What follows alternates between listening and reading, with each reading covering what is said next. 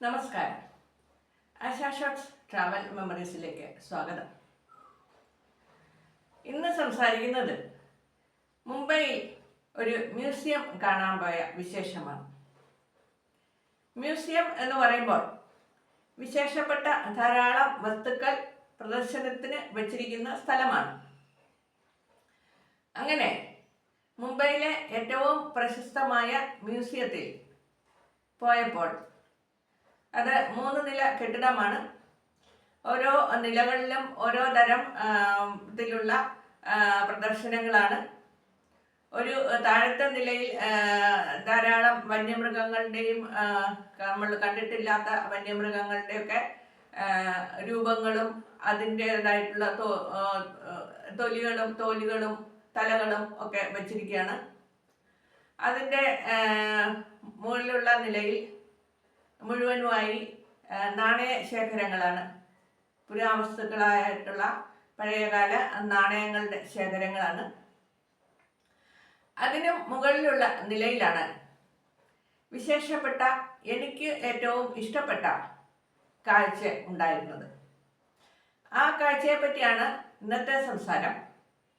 Video കാണുന്നവർ video like ചെയ്യാനും subscribe ചെയ്യാനും അതോടൊപ്പം ഹൈപ്പ് ബട്ടൺ പ്രസ് ചെയ്യുവാനും ഓർമ്മപ്പെടുത്തുന്നു.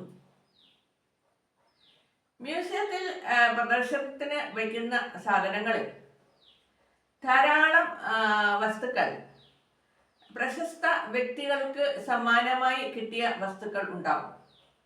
പ്രശസ്ത വ്യക്തികൾ എന്ന് പറയുമ്പോൾ രാജ്യത്തിൻ്റെ അതുപോലെയുള്ള പ്രശസ്തരായ ആൾക്കാർ, പ്രധാനമന്ത്രിയോ പ്രസിഡന്റോ ഒക്കെ മറ്റുള്ള രാജ്യങ്ങളിൽ വിശിഷ്ട അതിഥികളായി പോകുമ്പോൾ അവിടെ നിന്നും കൊടുക്കുന്ന സമ്മാനങ്ങൾ, അങ്ങനെ ഇവർക്കൊക്കെ ധാരാളം സമ്മാനങ്ങൾ മറ്റു രാജ്യങ്ങളിൽ നിന്ന് ലഭിക്കാറുണ്ട്.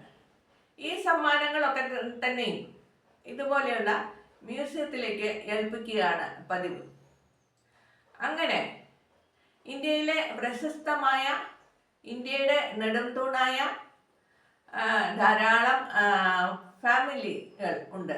കുടുംബക്കാർ, പ്രൈവറ്റ് കുടുംബക്കാർ, രാഷ്ട്രീയത്തിൽ ബന്ധമില്ലാത്ത, ജനാധിപത്യത്തിൽ അങ്ങനെ ബന്ധമൊന്നുമില്ലാത്ത കുടുംബാംഗങ്ങൾ ഉണ്ട്. അവർ ബിസിനസ് നടത്തുന്ന ആൾക്കാർ. പക്ഷേ രാജ്യത്തിൻ്റെ പുരോഗതിയിൽ അവരുടേതായ പങ്ക് വളരെ വലുതാണ്. അങ്ങനെയുള്ള ഒരു ഫാമിലിയാണ് ടാറ്റ ഗ്രൂപ്പ്. ടാറ്റയുടെ കമ്പനികൾ ഇല്ലാത്ത സ്ഥലങ്ങളില്ല ഇന്ത്യയിൽ. ഇന്ത്യയുടെ നെടുംതൂണാണ് എന്ന് പറയാം. Air India company, Tata Iron and Steel, Tata Institute Fundamental Research, Tata Motors, Tata തേയിലത്തോട്ടങ്ങൾ, ഇങ്ങനെ എല്ലാ മേഖലകളിലും ചുവടുറപ്പിച്ച ഇന്ത്യയുടെ വികസന പാതയിലേക്ക് കാര്യമായ സംഭാവന ചെയ്ത ഫാമിലി അല്ലെങ്കിൽ കുടുംബമാണ് ടാറ്റയുടെ. അപ്പോൾ ഈ ടാറ്റ കുടുംബത്തിന് മറ്റുള്ള രാജ്യങ്ങളിൽ നിന്ന് ലഭിച്ച സമ്മാനങ്ങളാണ് ഈ മ്യൂസിയത്തിൻ്റെ 3ാമത്തെ നിലയിൽ പ്രദർശിപ്പിച്ചിരിക്കുന്നത്. ഈ സമ്മാനങ്ങൾ കണ്ട ഞാൻ അന്തം വിട്ടുപോയി. കാരണം ഇതുപോലെയുള്ള സമ്മാനങ്ങൾ, ഇതുപോലെയുള്ള സാധനങ്ങൾ ഞാൻ ആദ്യമായിട്ടാണ് കണ്ടത്. എല്ലാ വസ്തുക്കളും പാത്രങ്ങളാണ്. പാത്രങ്ങൾ എന്ന് പറയുമ്പോൾ ക്രോക്കറികൾ, ഗ്ലാസ്സിലും സെറാമിക്സിലും നിർമ്മിച്ചിട്ടുള്ള ക്രോക്കറികൾ, ടീ സെറ്റ്, കപ്പും സോസറും, ഡിന്നർ സെറ്റ്, പ്ലേറ്റുകളും അതിൻ്റേതായിട്ടുള്ള സോസറുകളും, അതുപോലെ ഗ്ലാസുകൾ, ടംബ്ലറുകൾ, വൈൻ ഗ്ലാസുകൾ, ചായക്കോപ്പകൾ, കോഫി മഗ്സ്, പിന്നെ ഫ്ലവർ വേസുകൾ, വലിയ ജാറുകൾ. വലിയ ജാറുകൾ എന്ന് പറയുമ്പോൾ ഒരാൾ പൊക്കത്തിലുള്ള ജാറ് വരെ ഞാൻ കണ്ടു. അവിടെ സെറാമിക്സിൽ ഉണ്ടാക്കിയിരിക്കുന്നതാണ്. ഈ ജാറുകളൊക്കെ ഒരുപക്ഷെ എനിക്ക് തോന്നുന്നു ധാന്യങ്ങൾ സംഭരിക്കുവാൻ വേണ്ടി ഉപയോഗിച്ചിരുന്നത് ആയിരിക്കും. പക്ഷെ ഈ വസ്തുക്കളൊന്നും പഴയതായിട്ടോ ഉപയോഗിച്ചതായിട്ടോ ഒന്നും നമുക്ക് തോന്നുന്നില്ല. അതുപോലെ പുതുപുത്തനായിട്ടാണ് ഇരിക്കുന്നത്. സമ്മാനങ്ങൾ കൊടുക്കുമ്പോൾ ഉപയോഗിച്ച വസ്തുക്കൾ സമ്മാനങ്ങളായി കൊടുക്കാറ് പതിവില്ലല്ലോ. അപ്പോൾ ഇതൊക്കെ പല രാജ്യങ്ങളിൽ സാധാരണയായി ഉപയോഗിച്ചുകൊണ്ടിരിക്കുന്ന വസ്തുക്കളായിരിക്കും. അല്ലെങ്കിൽ അത്രയും വലിപ്പമുള്ള ജാറുകൾ ഒന്നും ഞാൻ കണ്ടിട്ടില്ല. പണ്ട് നമ്മളുടെ രാജാക്കന്മാരുടെ കാലത്ത് ധാരാളമായി ധാന്യങ്ങൾ സൂക്ഷിച്ചു വയ്ക്കുവാനും രാജകൊട്ടാരത്തിൽ പാചകം ചെയ്യുവാനും ഒക്കെ ഇതുപോലെ വളരെ വലിപ്പമുള്ള പാത്രങ്ങൾ ഉണ്ടായിരുന്നു എന്ന് വീഡിയോയിലും മറ്റും കണ്ടിട്ടുണ്ട്. ഇതിനെക്കാട്ടിലൊക്കെ ഉപരിയായി എന്നെ അത്ഭുതപ്പെടുത്തിയത് ഈ പാത്രങ്ങളുടെ മനോഹാരിതയാണ്. സെറാമിക് പാത്രങ്ങൾ, കപ്പും സോസറും ഡിന്നർ സെറ്റ് എന്ന് പറയുന്നവയൊക്കെ കാണുമ്പോൾ തന്നെ വളരെ മനോഹരമാണ്. നമ്മളുടെ നാട്ടിലാന്ന് പറഞ്ഞാലും ഇത് വാങ്ങിക്കാൻ നല്ല വില കൊടുക്കേണ്ടി വരും. നല്ല ക്വാളിറ്റിയുള്ള സെറാമിക്സ് ഡിന്നർ സെറ്റ് മറ്റും നല്ല വിലയുള്ളതാണ്. സാധാരണയായി വെള്ള കളറിൽ പല നിറങ്ങളിലുള്ള പൂക്കളും ഡിസൈനുകളും ആയിരിക്കും ഉണ്ടായിരിക്കുക. വെള്ള കളറിൽ നീല കളറിലുള്ള പൂക്കൾ, അല്ലെന്നുണ്ടെങ്കിൽ ചുമന്ന കളറിലുള്ള പൂക്കൾ, അല്ലെങ്കിൽ ഗോൾഡൻ കളറിലുള്ള പൂക്കളോ അല്ലെങ്കിൽ വരകളോ. സാധാരണയായി പൂക്കളായിരിക്കും കൂടുതലായി ഇതിൽ ഉണ്ടാകുക. മറ്റുള്ള ഡിസൈനുകൾ പതിവില്ല. അതുപോലെയാണ് നമ്മൾക്ക് ലഭിക്കുന്ന കപ്പും സോസറും ഡിന്നർ സെറ്റുകളും മറ്റും.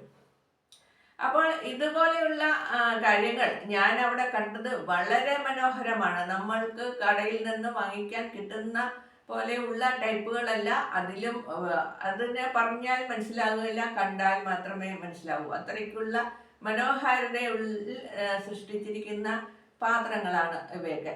പാത്രങ്ങൾ മാത്രമല്ല, ടംബ്ലറുകൾ, കോഫി മഗ്സ്, അതുപോലെ ചായക്കോപ്പകൾ,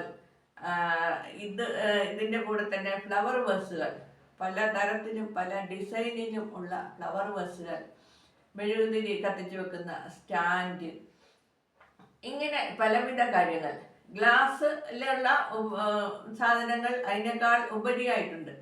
ഗ്ലാസ് എന്ന് പറയുമ്പോൾ നമ്മൾക്ക് ലഭ്യമാകുന്ന വെള്ള നിറത്തിലുള്ള, നമ്മൾ വെള്ളം കുടിക്കാൻ ഉപയോഗിക്കുന്ന വെള്ള നിറത്തിലുള്ള ഗ്ലാസ് അല്ല. ഇത് പല നിറങ്ങളിലുള്ള ഗ്ലാസ്സാണ്. സാധാരണയായി നീല കളറിലുള്ള ഗ്ലാസ് കണ്ടിട്ടുണ്ട്.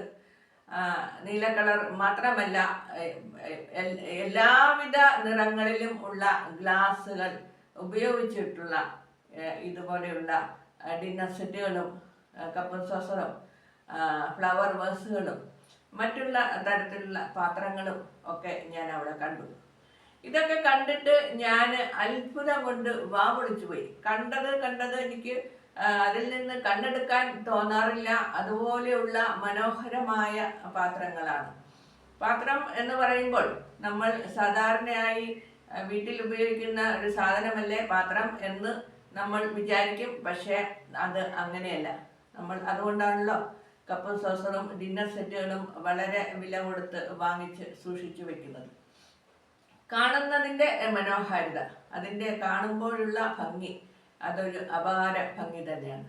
അപ്പോൾ ഞാൻ ആ മ്യൂസിയത്തിൽ കണ്ട വസ്തുക്കൾ ഒക്കെ തന്നെയും ടാറ്റ ഫാമിലിക്ക് എവിടെയെങ്കിലും വിദേശ രാജ്യങ്ങളിൽ നിന്ന് കിട്ടിയ സമ്മാനങ്ങളൊക്കെയാണ്.